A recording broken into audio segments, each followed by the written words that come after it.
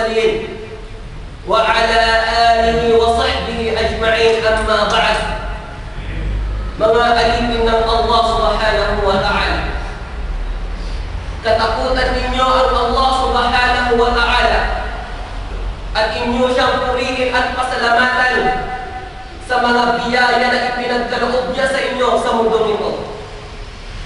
At higit sa lahat ang hidayah, ang gabay na ipinagkaloob sa inyo ng Allah subhanahu wa ta'ala patungo sa reyong Islam. Ang Allah subhanahu wa ta'ala ay nagwika, "Inna ad-dina 'inda Allahi al-Islam." Katotohanan na ang reliyong tatanggapin lamang ng Allah subhanahu wa ta'ala, siya ang Islam.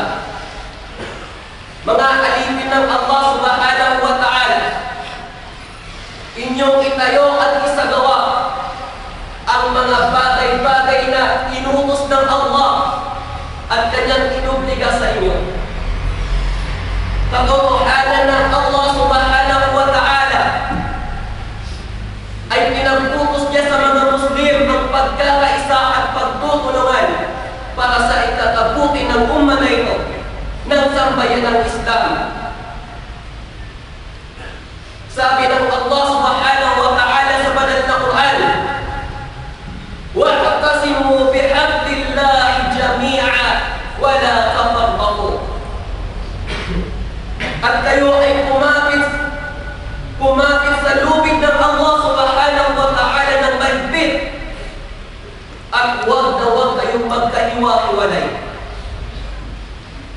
Katotohanan na ang pagkakaisa ang siyang naging dahilan sa ikakabuti ng isang kabayanan. Dahil sa pagkakaisa ang naging dahilan ng pagkabuo sa bawat puso ng isang Muslim ang isang mabuting hangarin, hindi lamang sa kanyang sarili, kundi para sa sambayan ng Islam, para sa umma na ito, para sa nasyon na ito, para sa reliyon ng Allah subhanahu wa ta'ala.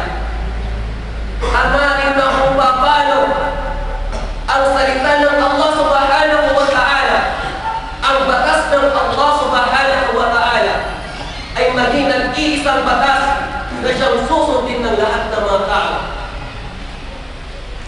Mga alipin ng Allah subhanahu wa ta'ala, ang mga bagay na ito ay hindi maging makatutuhan hanggat magkaroon ang bawat isa sa atin ng ikhlas o taos-puso para sa Allah subhanahu wa ta'ala. Hanggat magkaroon ang bawat isa sa atin ng pagsisikap para sa kabutihan, para sa pagtayo, para sa pagbago muli ng sambayan ng Islam.